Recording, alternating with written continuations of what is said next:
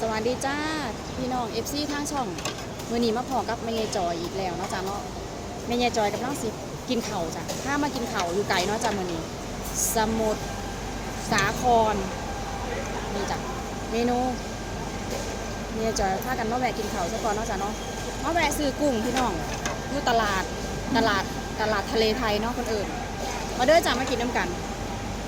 เสียงอาจสิดังนิดหน่อยเด้อจ้ะบ่แม่นนิดหน่อยหรอกดังมากเลยล่ะ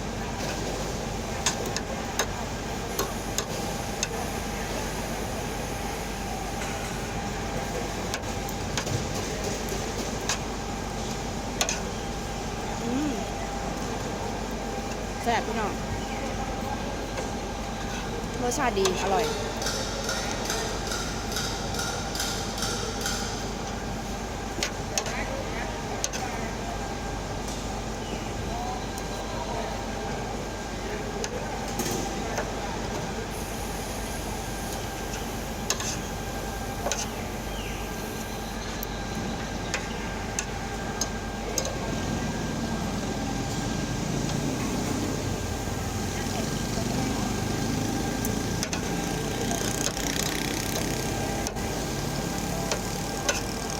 อร่อยนะ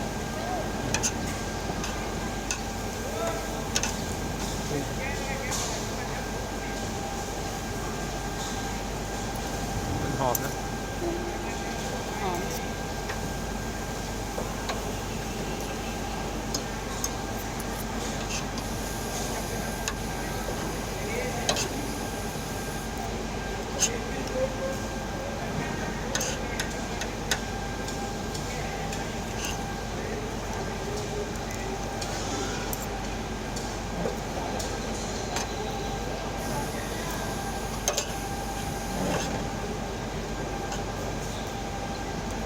เลือกกินเขาวซื้ออาหารทะเลนั่นพี่น้องซื้อกุ้งกลับไปกินบ้าน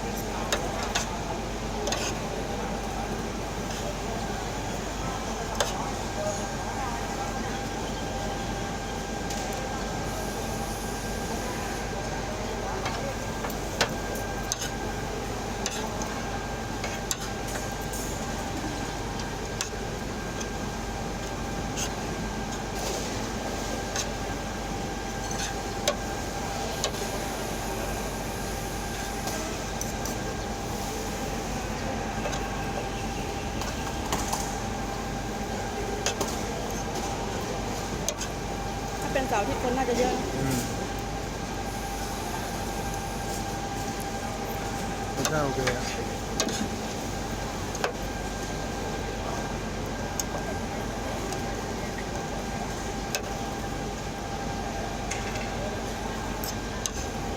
สุดยอดอาหารทะเลต้องลอง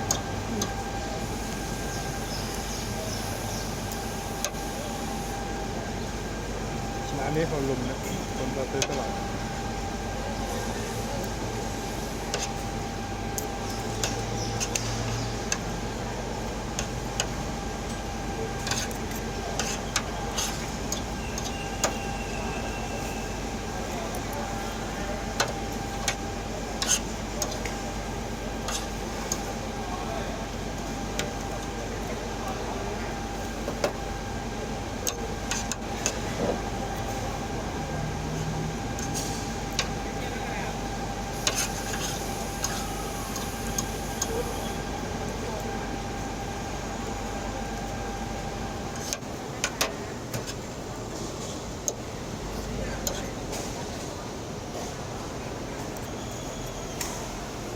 ชื่อร้านอาหารแล้วนะ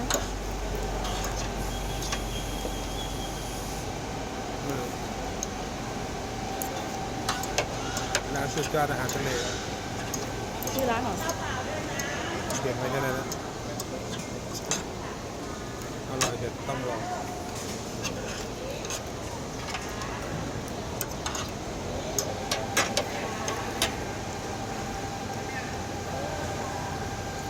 จริ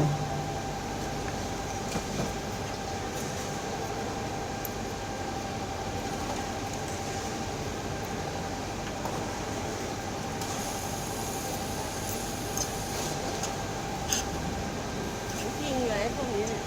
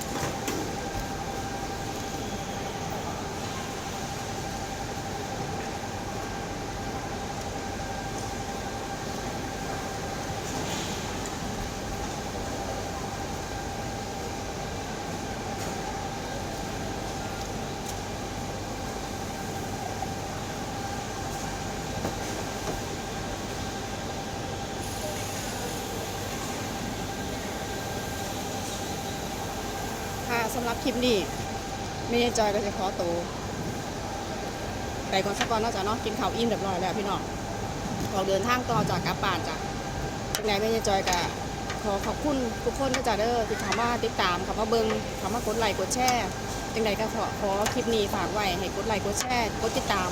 กด Subscribe ให้เป็นกำลังใจแม่ยายจอยเด้อจ้ะมีขอผิดพลาดประการใดก็ขออภัยขอโทษขออภัยเด้อจ้ะเด้อเพราะว่าเป็นมือใหม่เด้อจ้ะเด้อมีหยังก็แนะนำใต้คอมเมนต์ได้จ้ะสำหรับมือนี้แม่ยายจอยกับศิลาไปซ้ำนี่จ้ะสวัสดีจ้า